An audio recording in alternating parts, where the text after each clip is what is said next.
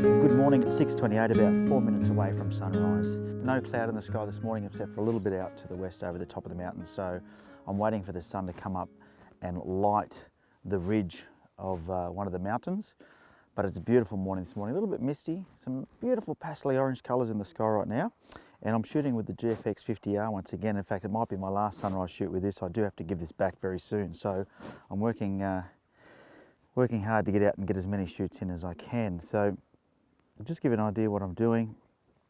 ISO 100, I always shoot on the base ISO, so reduced any risk of any noise. Although what I found with this is it's really, very good at handling noise. And F26, because I've got some foreground really close to me down here, and of course the valley. In fact, I'm sort of focus bracketing, but doing it manually. Every shot that I'm doing, I'm focusing one in the foreground and one in the background because of the depth in the image. And I'm just using the touchscreen to do that, which is really good. So ISO 100, F26, I've got the exposure comp wound down by 2 stops. And the reason I'm doing that is I don't have any filters, so I'm trying to allow for the fact that the sky is much brighter than the foreground. All right, so sunrise was about 4 minutes ago, and as expected, nothing magical happened except the sun came up. It's one of those mornings where, because of the lack of cloud in the sky, it actually means that we're not getting a lot of colour up there.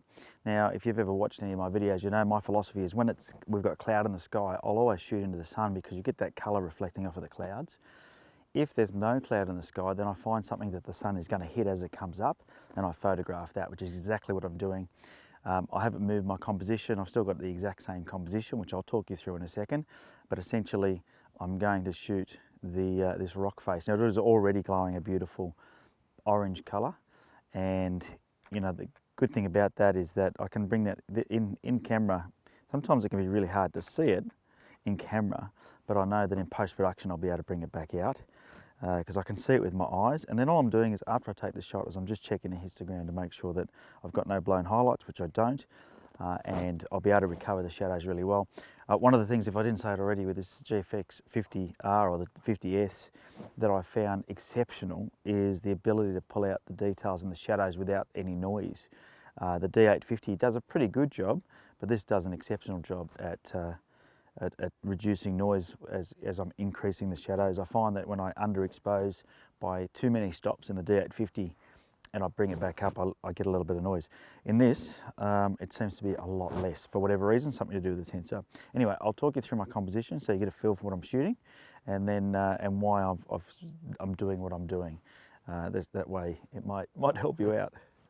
There's the GFX 50R set up there, and my composition is sort of this lens that's on this camera is actually a little bit too narrow, but I'll give you an idea. It's not too far off.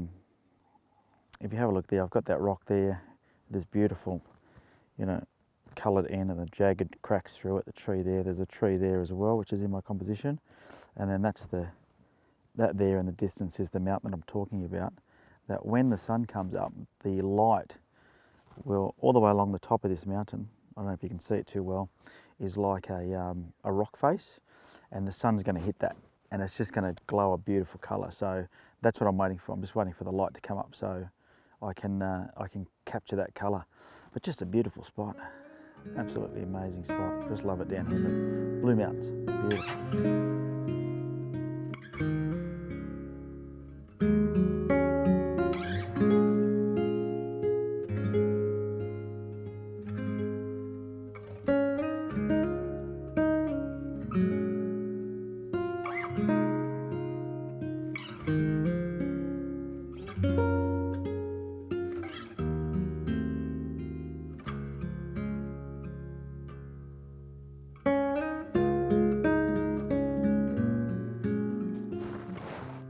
Right, so something I'm going to try, now that that sun's up, I've got the Really Right Stuff pano head on there, and all you do is you get that level, put your camera into it like so. So it's nice and sturdy in there, and then as you spin it, it stays level.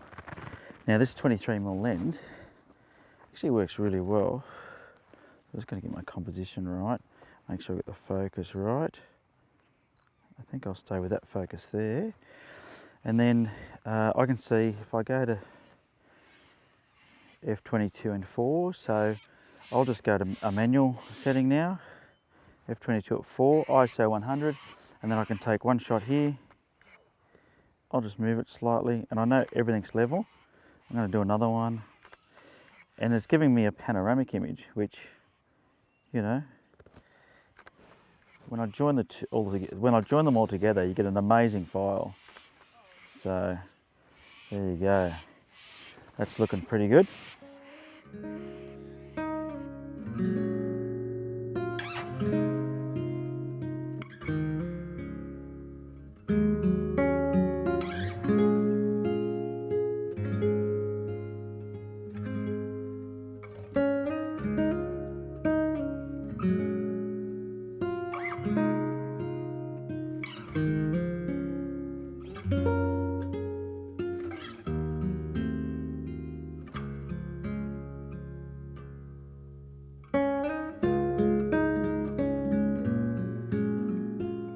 Well and truly past sunrise now. It's about 20 minutes past sunrise, maybe half an hour.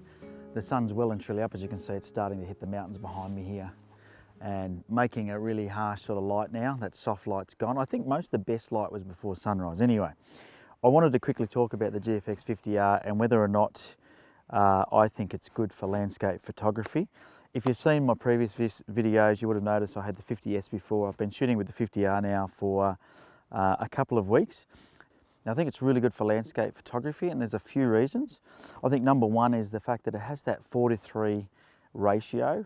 So from a image point of view, you know, if you look at a DSLR, you're used to shooting at a 2:3 aspect ratio. This has got a 4:3 aspect ratio, and it just, you know, gives your landscape images something unique. So if you're a landscape photographer looking for a different look or something to differentiate yourself from everybody else, I think that's definitely a good point. The other thing with this camera that works really well that I was extremely surprised with is how easy it is to pull up the details out of the shadows.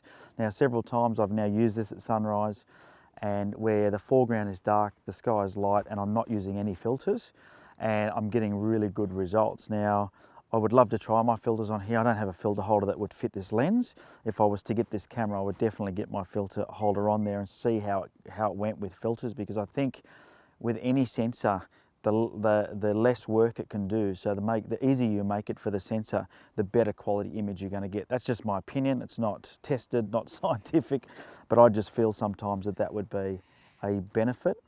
I also, you know, the form factor of this 50R over the 50S, I think it's slightly better. It's lighter than my D850. The 23mm lens is, I think, equivalent to about 18mm in the full frame. So it's a little bit narrower than what I'm used to. I usually shoot with a 14-24, but it hasn't bothered me too much, to be honest with you. And I quite often just shoot at 14, 15, 16mm. So, you know, I could easily get used to just shooting at 18mm and really focusing on doing that. You know, all the controls are easy to get to. The screen layout is good. The customization is fantastic. I just think it's a good all-round camera. I haven't really tested battery life, but I haven't had any problems either. And so to this date, I've done a few long exposures. I haven't had any issues yet. I haven't really pushed it, so I don't know.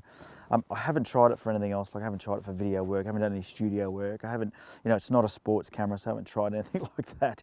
But certainly as a landscape photographer's camera, I could easily live with this in my camera bag. So if you're thinking about getting the 50R for landscape photography, it gets a vote from me. And you know, depending on your budget as to what you want to spend. I also have the Nikon D850, and I think the D850 is also a great camera. It's a bit more of an all-rounder, but then you've got a DSLR and that 2:3 aspect ratio, and you know, you're going to get something that everybody else is getting when you take a photo. The other thing that the GFX or the Fujis do, and I don't think it matters what Fuji you do, is they just have you know, some sort of brilliance in their colours. So, you know, if you want something that really captures the colours and and you know, like I said, gives you that uniqueness, something different for people to look at. I think that you can't go wrong with the GFX 50R. Anyway, thanks for watching the video. If you've enjoyed the video, make sure you give it a thumbs up. If you like this type of content and you haven't subscribed, consider subscribing. I release regular videos where I'm out on location. Sometimes it could be, you know, my thoughts on gear. I don't like to call them gear reviews because I'm not a tech head, but quite often I'll share my thoughts on gear and just anything that I think might be helpful, tips, hints, etc., to help you take better photos. So hit that subscribe button if you haven't already. Hit the notification bell to make sure that you never ever miss out when I upload a video. All right, well, that's it from me. Until next time, get out there and take some photos. See ya.